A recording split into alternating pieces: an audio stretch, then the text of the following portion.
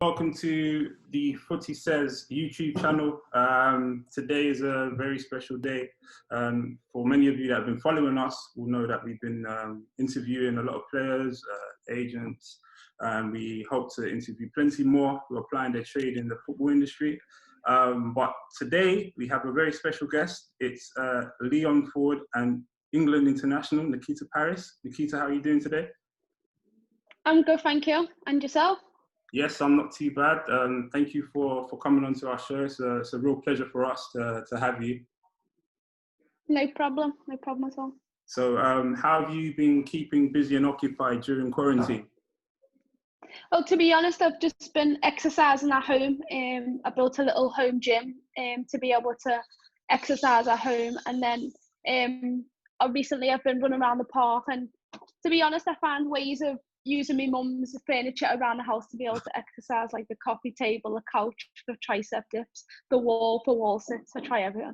Yeah, and you're doing plenty with Visa, obviously trying to keep yourself busy as well. How's that going? Yeah, it's great. My Visa Train at Home program. As you can see, it's actually the program I was specifically designed for me from my sports science at England, Dawn Scott. So it's just videos of how I do my sessions, and I'm sure many people have been engaged with them. They've been up for a couple of weeks now. Great. And now, I mean, you grew up in Tottenham, Liverpool. Forgive my pronunciation. Obviously, you've been playing football for a long while now, but that's a place that's very close to your heart. What is it about the community for you that's so special? Home. No other way to say. Basically where I grew up, the people have always supported me. They've always been there for me. I mean, I started playing football at a young age in my front garden. My neighbour took me to my local field, and that's where I played my first football game with a bunch of boys at first. And then when one of the local youth leaders seen that I was so interested in football, that they helped me create a team of our own, which was partly most of my cousins and friends, but it was an all-girls team, so that was the best thing. And then I stayed there for a couple of years, and then I moved on to Everton. But they've always been there to support me, and whenever I've needed advice or anything, I know who I can go to. And you know, it's just a close-knit community, and there's not many out there like it, I don't think. Yeah, and I mean, you spoke a lot about the community and how close it is to you. Your career has obviously gone leaps and bounds since you've moved out of the area to play football and ply your trade. And you've clearly given back. The MP17 Academy. Do you want to tell us a bit more about that?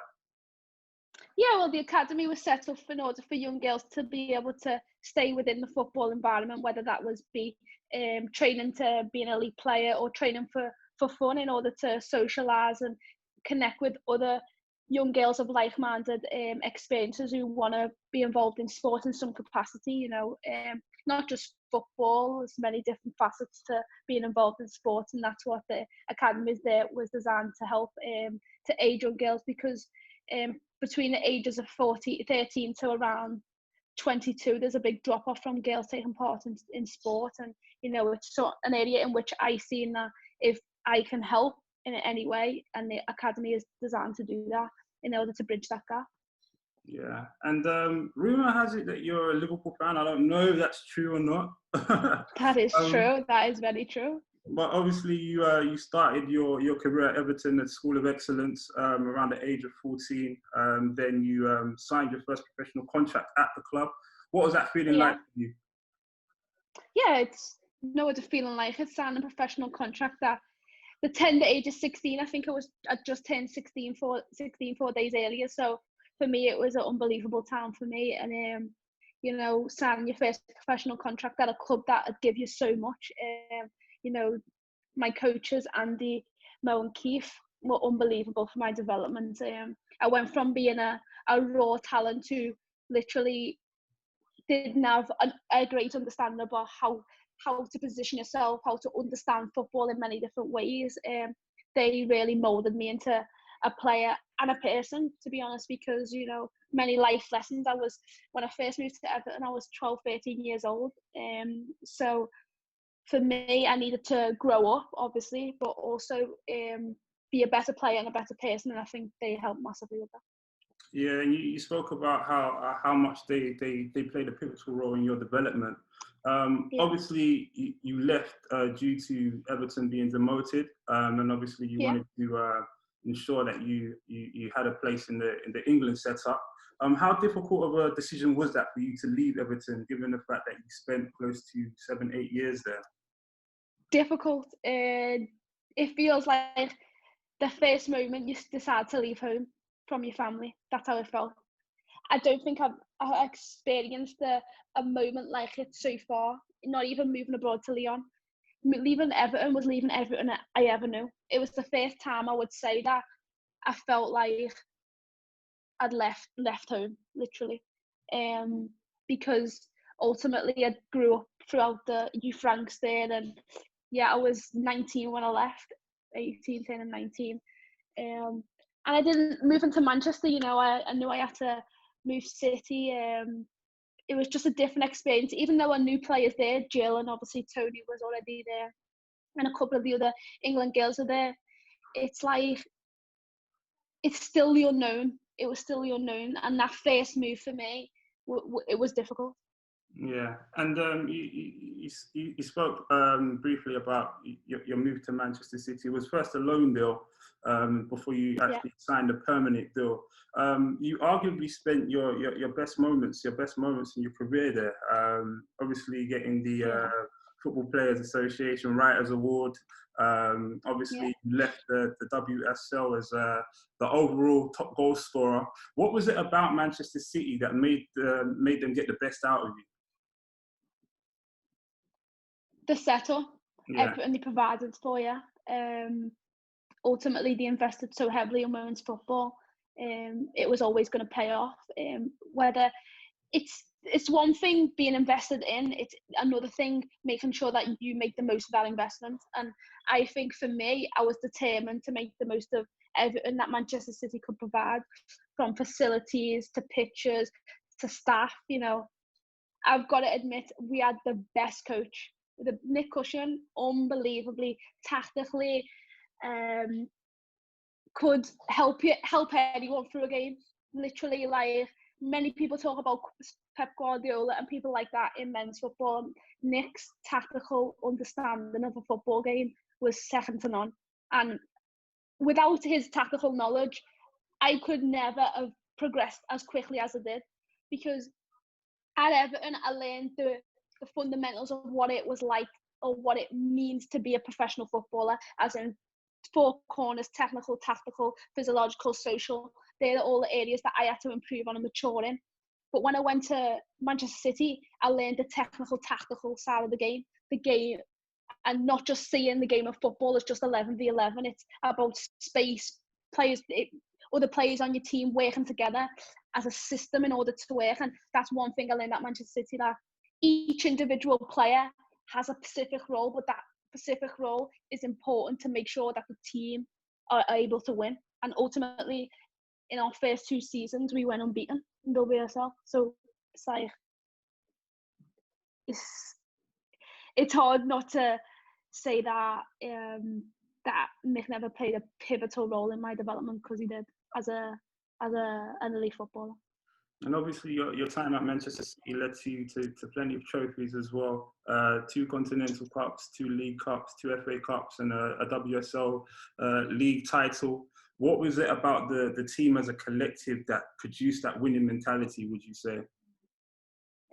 I think it was everyone's ambition. When I first went in to speak to the guys who were higher up at Manchester City, they were determined to have the best women's team in the league, and they believed in that, and they invested in that. And then the players in which they selected to be a part of that team had to have a like-minded mindset.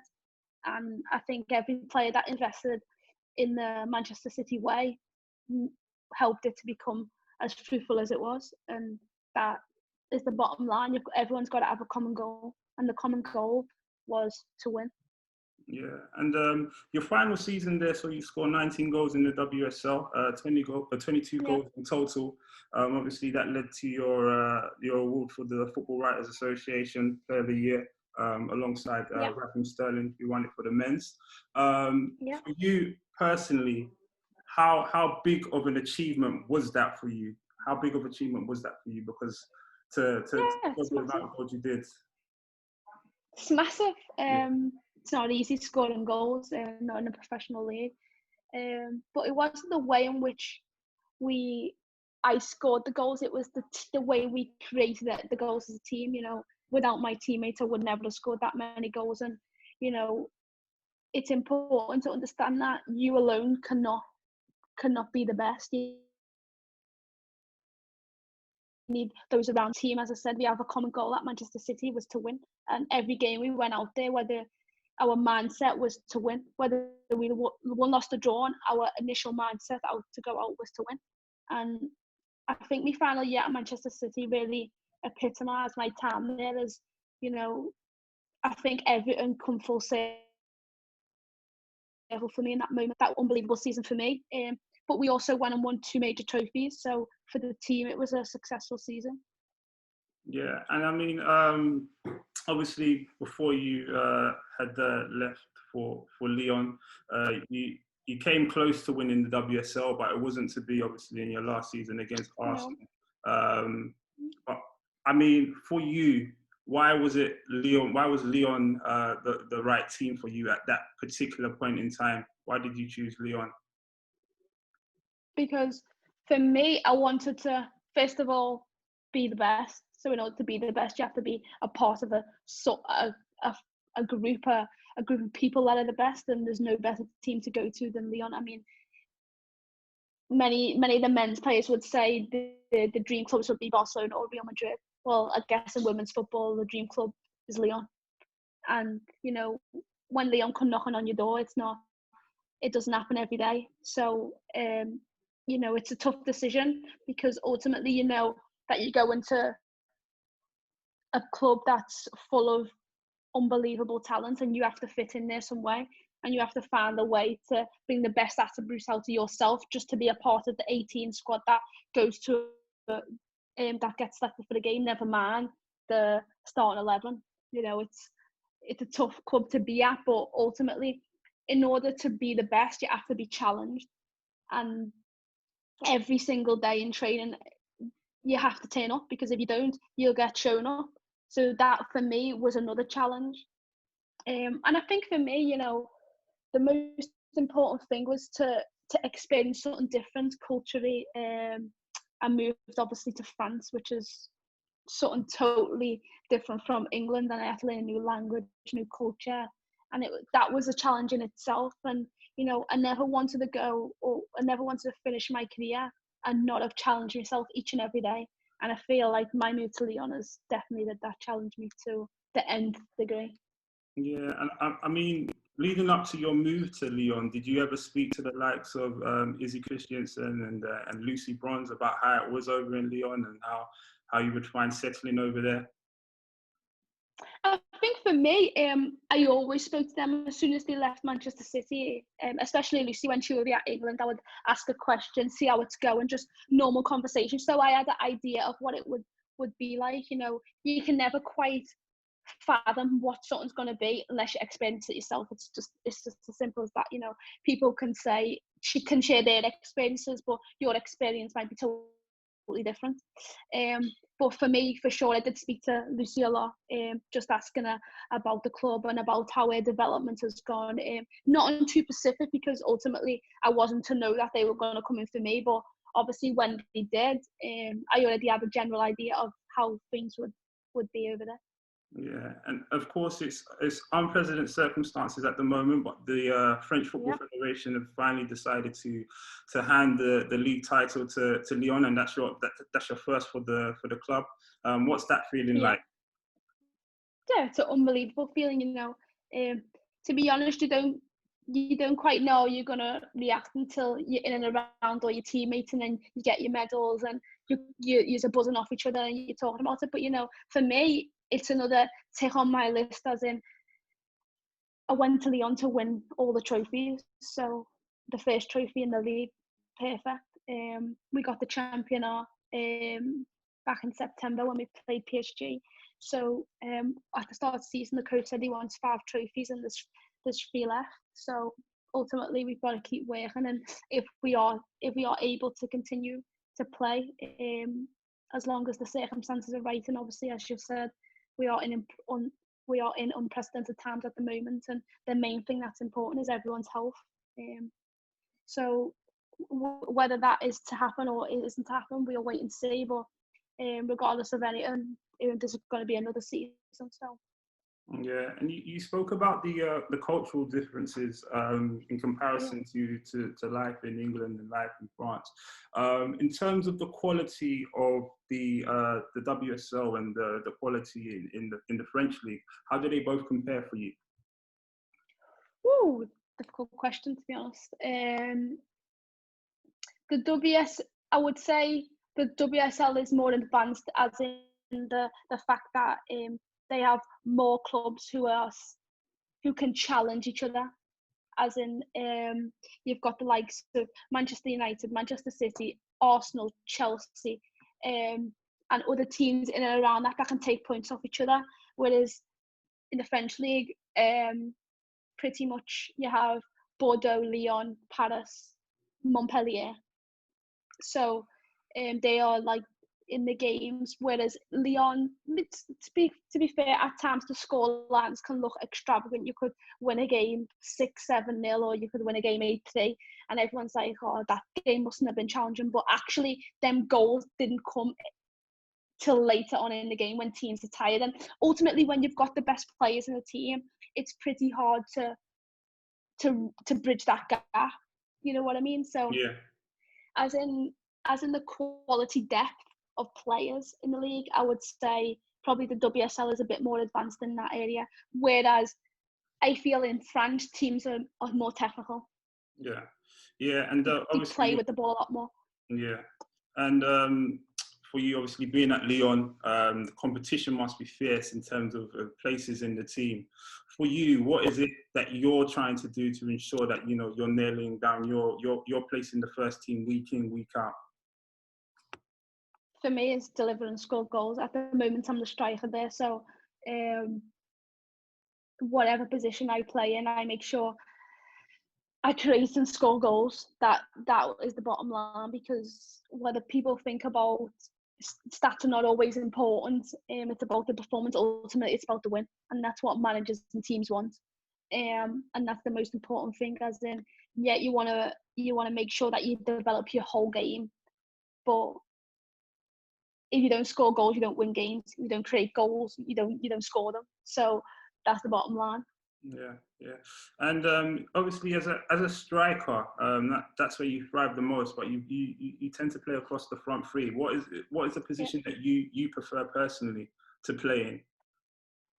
I think for me it depends on the system, right. But I do enjoy playing striker. Obviously, as any forward would say, it gives you more opportunity to score goals if you're not out wide touching the touchline, or because ultimately many times if you're playing a 7 or 11 or the wider left, wider right, the predominant area in which you will take up is outside of the 18, but you want to be inside the 18 to score goals. Yeah, and Thierry Henry is obviously a player that you highly respect. He's an idol. Yes. Is that a player that you kind of model your game off at times? Yeah, since I was 9-10 years old, I used to watch him every single game, making sure that my mum would allow me to stay up to watch matches of the day, just to watch the Arsenal game, to watch the score and to see if he scored, which predominantly always he did. But yeah, he was definitely my idol. Mm. I don't remember thinking of any other striker. I liked Ruud van Nistelrooy, and obviously when Rooney came from Everton to Manchester United, I really enjoyed his game. But Thierry Henry was my focal point, who I would say I perceived my game from. Yeah, and it's moving on to international duties. You've obviously had half a century of caps for England. Congratulations on that. Thank you. Your debut in 2016 for Serbia. What a feeling that must have been for you. Yeah, wow. Thinking back, it feels like a long time ago, but it's not. Yeah, it was an amazing feeling, walking on the pitch, being able to represent your country, being given a shirt to represent your country is an honour in itself. Never mind stepping on a pitch and performing for them. Yeah, it was an unbelievable feeling. Yeah, and your first major tournament was obviously Euro 2017. Yeah. Must have had goosebumps, obviously it being your first major tournament. But you obviously had a lot of your teammates to kind of guide you through that whole process, etc. How important is it to have teammates that can kind of like nurture you and help you kind of settle into the team? Yeah, it's massively important. I think throughout my career, I've been quite lucky in that sense that I've had great people, more experienced than me, that have helped guide me. You know, at Everton, I had unbelievable people: Jill Scott, Farrell Williams, Rachel Brown, Lindsay Johnson. The list goes on. I had unbelievable people to make me from a young girl into a woman. And trust me, it took a lot of time because, you know, you make mistakes when you're younger, you're immature, you've got to mature, you know. And they had patience and time for me. You know, Farah was unbelievable. Me and her had a great connection, and and that's built throughout my whole time. You know, she's always been there for me. And when I went to England, Farah was there again to help me settle in. Casey Stoney, Laura Bassett, also helped me. You know, these people were like focal points in helping me build the person or the athlete I wanted to be. Because, you know, when you go into any environment, it's new. You need to be able to adapt quick, and, you know, you learn fast. You have to be like a sponge. But I always said, be like a sponge with information, just watching how other athletes, other players conduct their professional lives. And, you know, many young players would think, well, that's not important. The most important thing is to play. But those things around it help you build to be the better player, to be ready to be able to step on that pitch. You know, there's many different facets to being a good player. Never mind the best player, just a good player, and an elite player that's able to sustain a position in the squad, not the 11, but the squad of 25. It's not easy to be a part of the England squad. You know, every day there's young girls across the country battling for 25 positions, you know, and then underneath them there's a whole system of a youth development system which will eventually build players up to be able to step into the first team. So, you know, there's no time for complacency when you're at the top of the game. There's no time, otherwise you get quickly past. Yeah, and obviously you spoke about obviously there not being no time for complacency. 2019, you won your first trophy, the She Believes Cup. You scored an important goal against the USA. Do you want to talk us through that? I think the 2019 She Believes tournament was massive for us to be able to build into the World Cup that we had that year. And, you know, it's important as an England team. Our legacy is not just about inspiring a generation, but not bringing trophies home. The most important thing is to bring trophies home, but to do that, you have to have a good foundation. And we've built a great foundation over the years, and now it's time to take that next step into winning mentality, winning trophies. And I feel like as a country, as a Lioness group of players, we are ready for that. And I feel like each major tournament we've built and we've built and we've built. So I believe that there'll be a time when we will pick up a major trophy at a tournament like the World Cup or the Euros or the Olympics. But She Believes was massive. It was massive for our confidence. It was massive for us as a team to see that we can compete against the best. And obviously scoring a goal against America was massive in the 2-2 draw to ensure that when we went and played Japan, we had to win. Yeah. So that goal was a great goal for the team. And leading up to the World Cup, that was obviously something that was the centre of attention at the time, the World Cup, and you guys managed to reach the semi-finals. It wasn't to be against the USA. What is it about the American team that just makes them so dominant, in your opinion? The ability to know, the ability to keep winning, and the ability to be able to, when times get rough, they understand a way to win. You know, winning at the top level is definitely not easy, but when you've got such a long history of winning and having that mindset of of understanding that no matter what happens in a game, there's 90 minutes to be able to score, or 90 plus minutes depending on how the result goes. So for me, the USA are dominant because ultimately they spend more time together. The way in which their season is built upon is to help to ensure that their national team players are ready for the national team, and they spend a lot more time with the national team than teams in Europe do, or teams in CONCACAF do. So time always helps, and to be able to knit a group together and over many years, because very rarely does the USA team change. Maybe this year's been the most time it has tweaked and changed, obviously with a new coach. You know, Jill Ellis was an unbelievable coach for them, and she had unbelievable honours in the fact that she was a consistent winner and was able to create teams that went to major tournaments or went to Olympics and won. So, you know, ultimately, I believe once you find a good recipe, or a good recipe to win, then you can build on it. But you don't know whether you've got the good recipe until you've won, and that's, I feel, we are at the moment still tweaking and changing, finding ways to ensure we get that first win. Yeah, and Phil Neville is obviously a manager that you worked under, somebody who had so much faith in your ability and yourself. What was it like working for Phil Neville?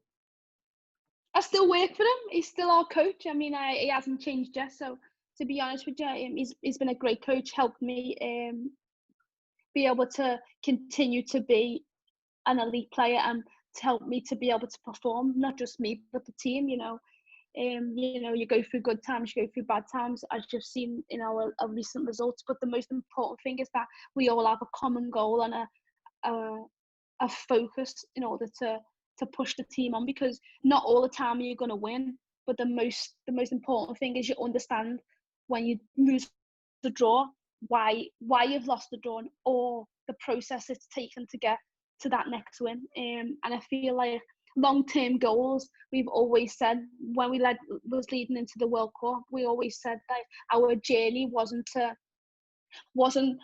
initially to win early and then not be able to perform in the World Cup. The most important thing is to make sure that throughout your journey, the main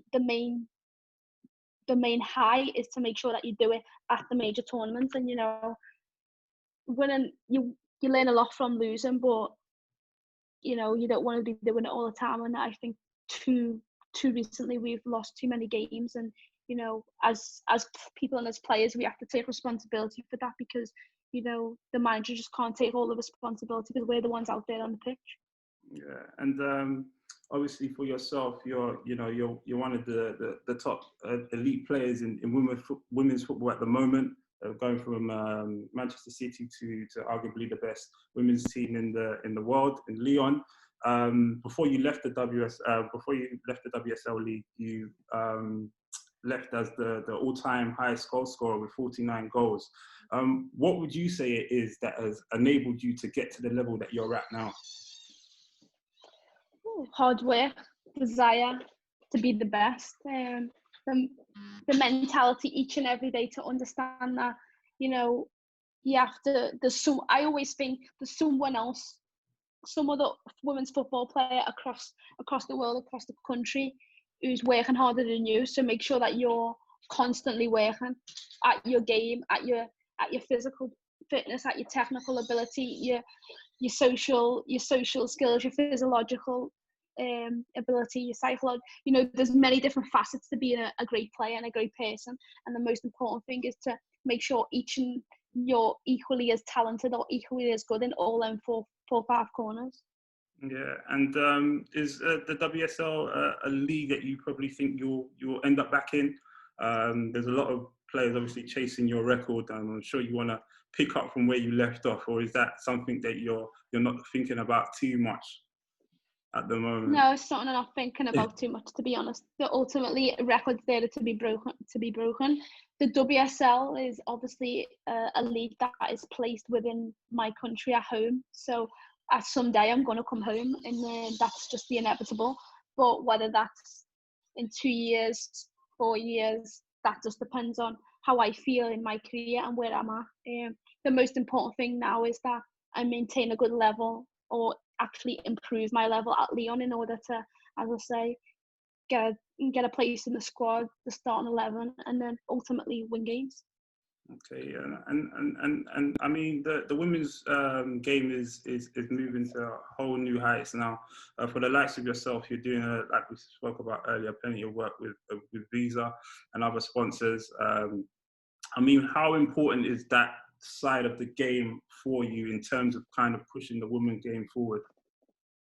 I think the most important thing is that when I retire and I leave women's football, I leave it in a better place than I found it, and that's my mindset, is to make sure that the young players coming through, or the next generation, have an opportunity to be better than I was, to have the facilities, the commercialization, the pictures, the audiences better than I did. And in order to do that, we've got to do work on and off the pitch that will ensure that the growth of the game continues to grow. Yeah, and for you personally, is the Ballon d'Or something that you would like to get your hands on? Yeah, well, that's crazy to say no, because ultimately, if you want to be the best, or you want to be the best version of yourself, you've got to compete, to be a part, to even be spoke about within these sort of areas. So of course, the Ballon d'Or would be something I'd love to be able to pick up, but ultimately, in order to do that, I've got to make sure that I continue to improve. Yeah, and finally, for any young girls or women that are aspiring to be football players, what's the best advice you can give them? The best advice I could give anyone wanting to achieve anything in life is hard work, dedication, and resilience, because throughout any journey to be the best, or to get to the top of anywhere, there's going to be ups and downs. The journey is never, I once was told, there's no straight line to success. There's always winds, bends, divots, everything possible in your way, and you can't let them stop you from moving forward. It's important that you continue to grow, and making mistakes are always part and parcel of improving. Yeah, Nikita, it's been a pleasure speaking with you. Thank you so much for your time. Good luck in the rest of your endeavours, especially at your time at Lyon. I'm sure you'll do well there. Don't forget, guys, you can like, comment, and subscribe onto our YouTube channel. Follow us on Twitter, Instagram, and Facebook. We'll be sure to put your links to your Instagram and Twitter page as well, Nikita, so people can follow you there as well. It's been a pleasure. Thank you. Thank you very much. Thank you. No problem. Take care. You Ciao. too.